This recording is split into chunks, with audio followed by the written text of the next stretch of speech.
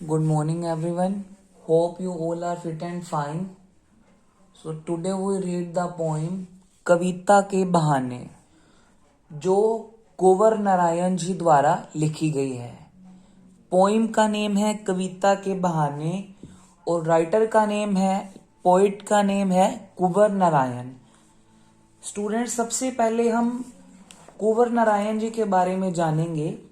Students, कुंवर नारायण जी का जन्म उत्तर प्रदेश के फैजाबाद जिले में 19 सितंबर 1927 को हुआ था। यहीं से ही एमसीक्यू क्वेश्चंस बनते हैं। जैसे कि इसमें क्वेश्चन अब बन जाएगा कि कुंवर नारायण जी का जन्म कब और कहां हुआ था। कुंवर नारायण जी का जन्म 19 सितंबर 1927 को उत्तर प्रदेश के फैजाबाद जिले में हुआ था।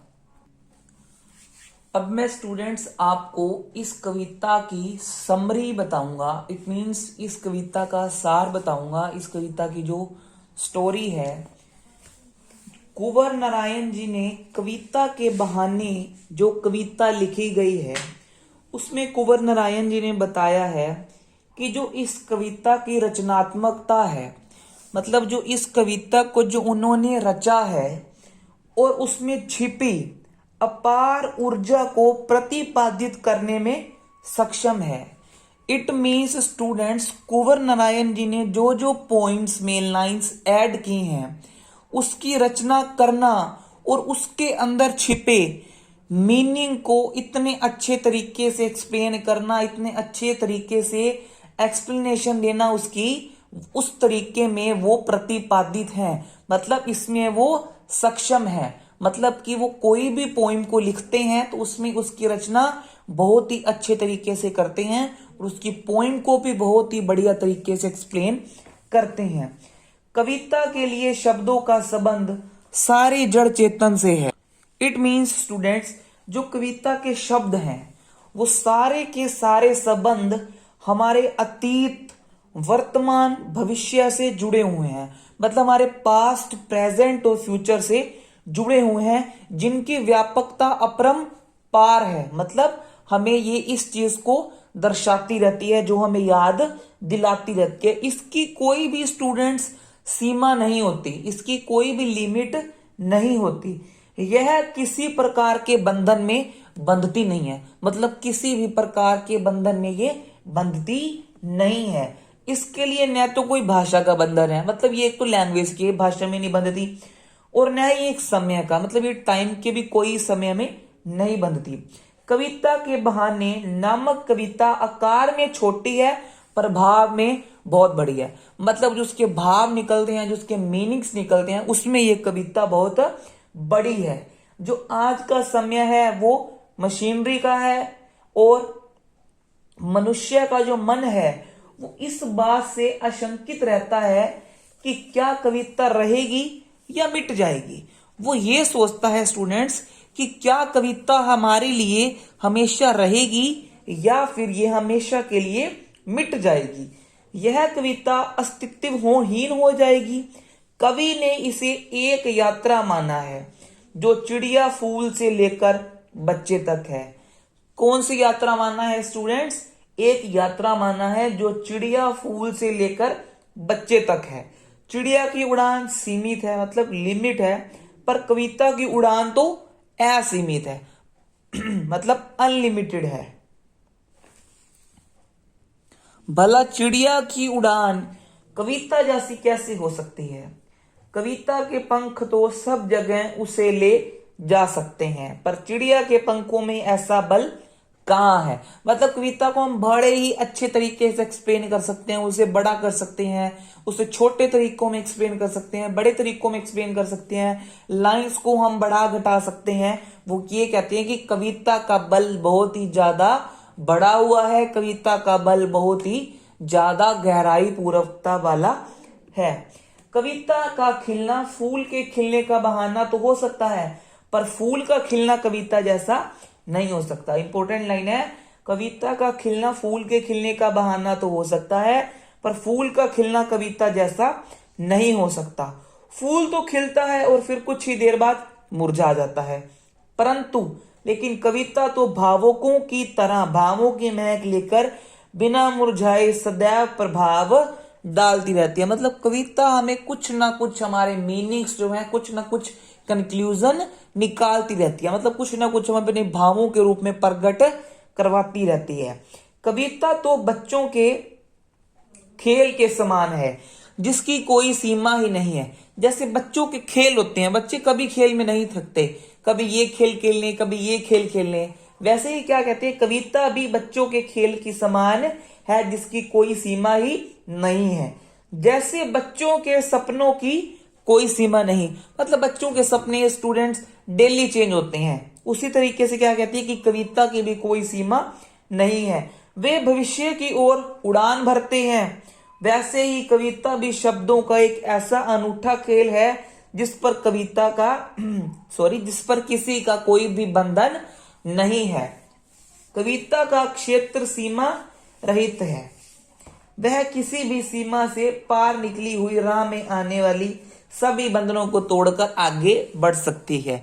इट मीन्स स्टूडेंट्स, इस लाइन का भी यही मतलब है कि कविता पर किसी भी टाइप का किसी भी प्रकार का बंधन नहीं है, ना इस समय का बंधन है ना ही उस पर भाषा का बंधन है, मतलब कि लैंग्वेज का बंधन है। अब हम रीड करते हैं स्टूडेंट्स। फर्स्टली उम्मीद करते हैं कि आपको ये समरी समझ आ गई होगी। किसी भी स्टूडेंट को समरी समझ नहीं आई हो तो मेरे व्हाट्सएप नंबर पर मैसेज कर सकते हैं या मेरी वीडियो के नीचे कमेंट बॉक्स में कमेंट कर सकते हैं। जो भी आपका डाउट होगा वो आपका डाउट क्लियर कर दिया जाएगा। सो स्टूडेंट्स, आगे बढ़ते हुए कविता के स्टैंजास रीड करते हैं। फर्स्ट लाइन है हमारी, कविता एक उड़ान है चिड़िया के बहाने, कविता की उड़ान भला चिड़िया क्या जाने। क्या लाइन है स्टूडेंट्स, कविता एक उड़ान है चिड़िया के बहाने, कविता की उड़ान भला चिड़िया क्या जाने। इसमें कुंवर नारायण जी कह रहे हैं, हमारा लाइंस भी क्लियर हो स्टूडेंट्स, कविता एक उड़ान है। फर्स्ट लाइन हम क्या लिखेंगे, कुंवर नारायण जी कहते हैं कि कविता एक उड़ान है चिड़िया के बहाने, वह किसी चिड़िया की उड़ान के बहाने व्यक्त तो हो सकती है, परंतु कविता की उड़ान भला चिड़िया क्या जाने। परंतु कविता में जो भावों की उड़ान है, जिसमें गुण है, जिसमें एक्सप्लेनेशन है, जिसमें सक्षम रूप से भावों को प्रकट किया गया है, वह भला चिड़िया की सीमित उड़ान में कैसे संभव हो सकती है। I mean, ये कैसे पॉसिबल हो सकता है। इसमें हम ये भी लिख सकते हैं स्टूडेंट्स, जो हमने समरी में पढ़ा कि चिड़िया की उड़ान तो स्टूडेंट्स सीमित है, परंतु कविता की उड़ान तो असीमित है।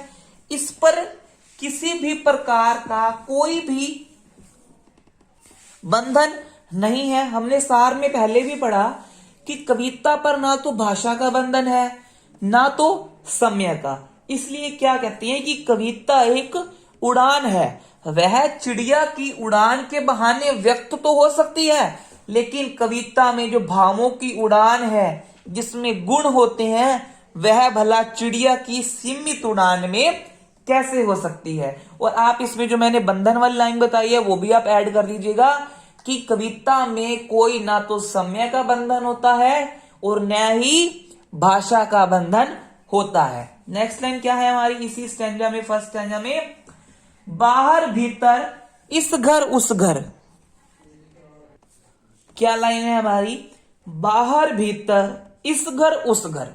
वो क्या कह रहे हैं कि चिड़िया की उड़ान क्या है, बाहर से भीतर, भीतर से बाहर, एक घर से दूसरे घर, इस घर उस घर, बाहर से भीतर, अंदर से बाहर, बाहर से अंदर।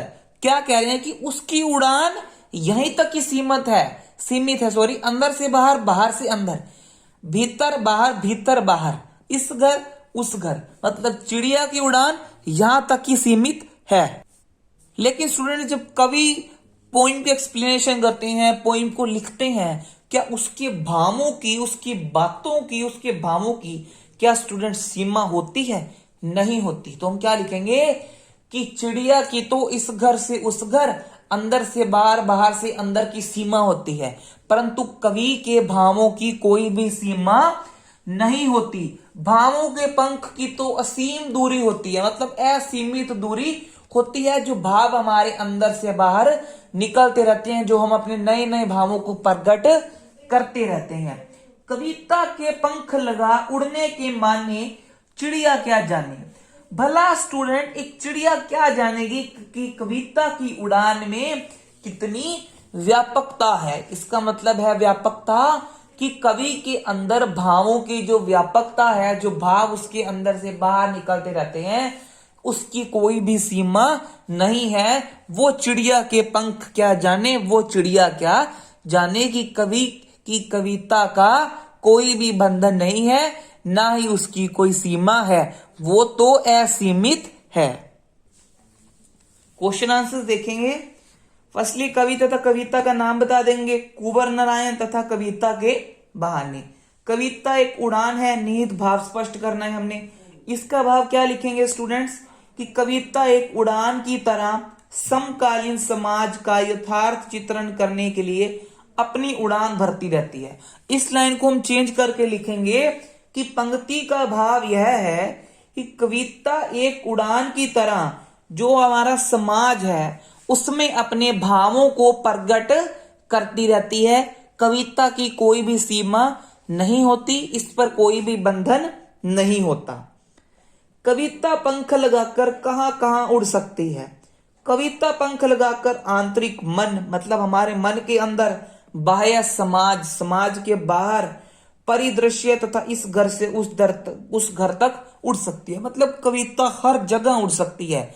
कविता के पंख हर जगह फैल सकते हैं, वे अपने भावों को हर जगह फैला सकती है। चिड़िया क्या जाने में निहित व्यंग्य स्पष्ट कीजिए। कवि का कथन है इसमें कि जो उड़ान कविता भर सकती है, वह जिस स्थान पर वह जा सकती है, उस स्थान पर चिड़िया कभी नहीं जा सकती। अतः कविता की उड़ान को चिड़िया नहीं जान सकती। ये हम पहले भी स्टैंडर्स में भी रीड कर चुके हैं कि कविता और चिड़िया में बहुत ही ज्यादा फर्क है, दोनों की उड़ानों में बहुत ज्यादा फर्क पाया जाता है। काव्य सौंदर्य स्टूडेंट्स, कवि ने कविता में अपार संभावनाओं को प्रकट किया है। इस लाइन को कट करके हम अपनी लाइन न्यू को ऐड करेंगे कि इस कविता में कविता और कवि और चिड़िया के उड़ानों की बात की गई है। मतलब कवि ने कविता लिखते समय जो अपने भाव प्रकट किए हैं इसमें, उसकी और चिड़िया के उड़ानों के भाव की व्यंग्य स्पष्ट किया है, कि बात दर्शाई गई है। सेकंड लाइन हम ऐड कर देंगे कि इसमें तत्सम तद्भव शब्दावली का प्रयोग है, अनुप्रास और छंदों का प्रयोग है, खड़ी बोली है, प्रसाद गुण है, बिंब योजना है। ये आपको पहले भी बताया था काव्य सौंदर्य की जो लाइंस होती हैं वो मोस्टली सेम ही रहती हैं। हमारा नेक्स्ट स्टैंजा है स्टूडेंट्स, कविता एक खिलना है फूलों के बहाने। कविता का खिलना भला फूल क्या जाने। क्या लाइंस है हमारी, आई रिपीट द लाइंस। कविता एक खिलना है फूलों के बहाने, कविता का खिलना भला फूल क्या जाने। इट मीन्स स्टूडेंट्स कि जो हमारी इस कविता में सुंदर फूलों के खिलने का वर्णन हो रहा है, मतलब जो सुंदर फूलों का एक्सप्लेनेशन की गई है, जो उनकी शोभा है, जो उनकी सुंदरता है, उनको भी उन्होंने निहारा है, एक्सप्लेन किया है कि वास्तव में जो कविता की सुंदरता है वो फूलों का खिलना नहीं समझा जा सकता। फूल खिलते हैं, कुछ देर महकते हैं, फिर मुरझा जाते हैं। ये लाइन्स हमारी फर्स्ट स्टैंजा में भी आई थी ऐसे कि जो कविता में सुंदर फूल खिलते हैं, जिसका वर्णन हुआ है, जो निहारता है, जो अपनी शोभा को दिखाता है, पर वास्तव में कविता की जो सुंदरता है, जो उसके फूलों का खिलना है, क्या उसे नहीं समझा जा सकता। जो फूल खिलते हैं, कुछ देर महकते हैं और फिर मुरझा जाते हैं, मतलब कुछ देर बाद में फूल मुरझा जाते हैं, मतलब उसकी वैल्यू खत्म हो जाती है।